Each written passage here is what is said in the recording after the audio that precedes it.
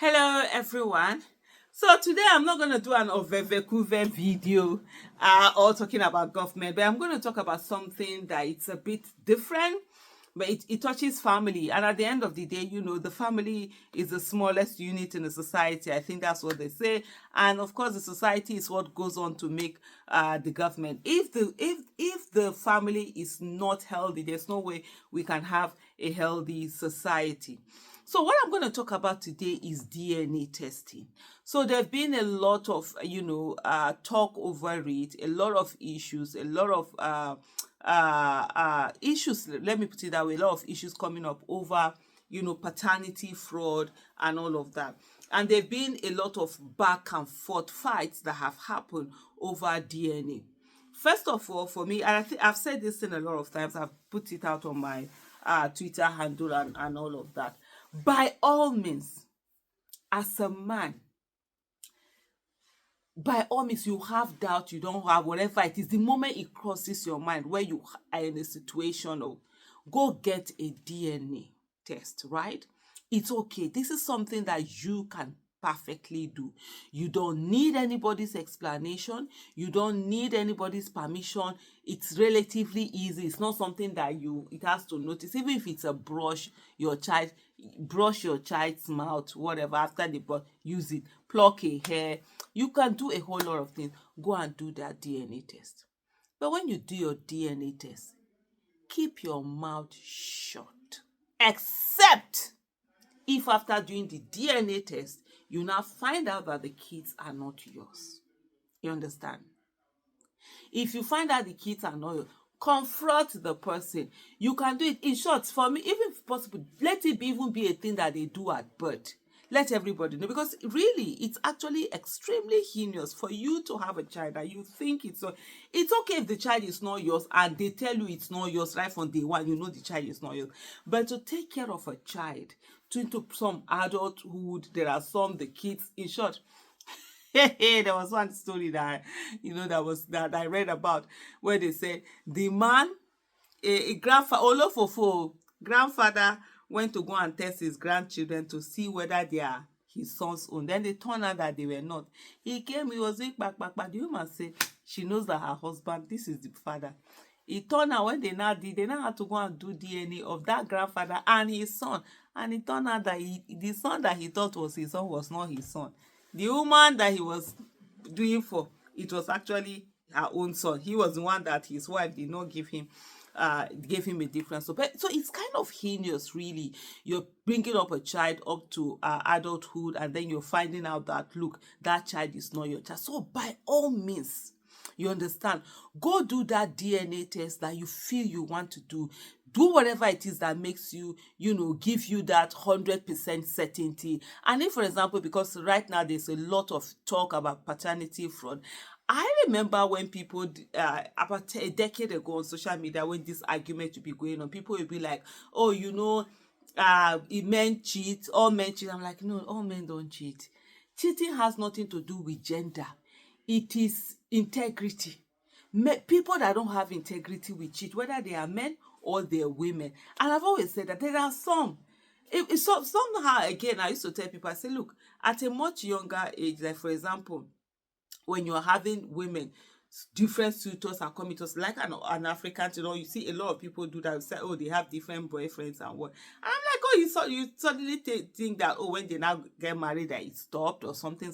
I'm like, for some it continues, for some it never stopped. It has nothing to do with men or whether you're a man or a woman. But I think somehow it makes men feel better for them to say they are the ones cheating, that their wives can't cheat on them, because I don't know, they feel as if, oh, how dare she cannot do it. But then the paternity fraud started coming up. People will now come out and say that the child that you thought was your child was not your child. And then that one started opening her.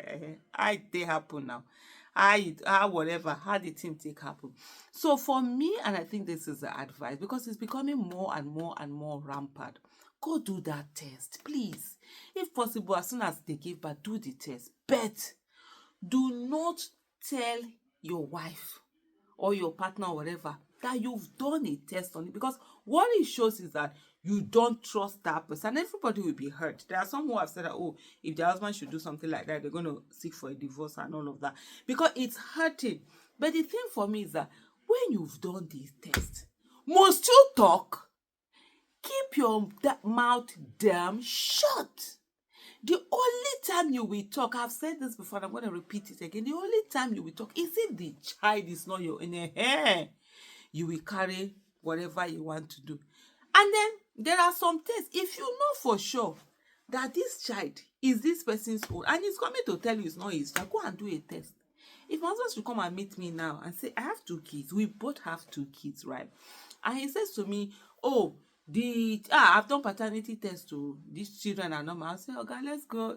Me too, I'm doing that step because we need to find out who the heck are these kids. If they are not your child, they are not my child. They are not. If they are not your children, they are also not my children.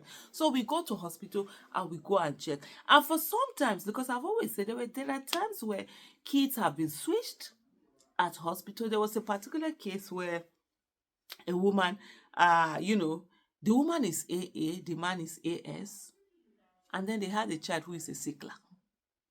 That's in short, that woman her own was that thank God she was the one that was AA, because if it was the man that was AA, they wouldn't even remember to go and do a DNA for her. Because I always say people, you yourself go and do a DNA because anything can happen.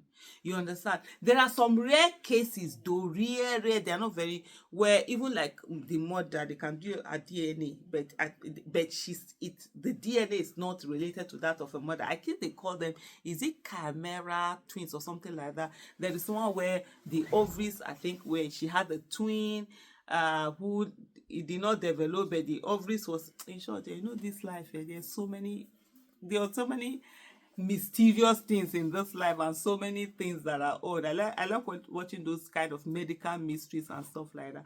And she kept giving birth to a child, and the child doesn't have her own DNA. And they were thinking initially that she was stealing the child until the one that they did with her, they saw her, she gave birth. Then they now had to now realize that when she was like an identical twin, but one did not survive, and then it was her eggs or her ovaries or whatever that was in her. So that's why that one was she was not having kids that didn't have the same DNA as her. But that's a different thing. But honestly, on this one, it's such a major issue. Right now, it's causing a whole lot of havoc. So I think personally, for your own, for your own, I don't want this video to be too long. I usually don't want my videos, they're usually long, but they don't come too long anyway. For your own, this thing, how do I call it now? Peace of mind. Do the DNA. But please, don't tell anybody you've done DNA. Can't you people just keep quiet? Shikia. And then if you've done it and it's not yours, then talk. But otherwise, why rock the house? Why tell someone that, oh, you distrust the person? It doesn't work. It doesn't work that way at all. Anyway, I hope this one helps someone somewhere. Thank you so much.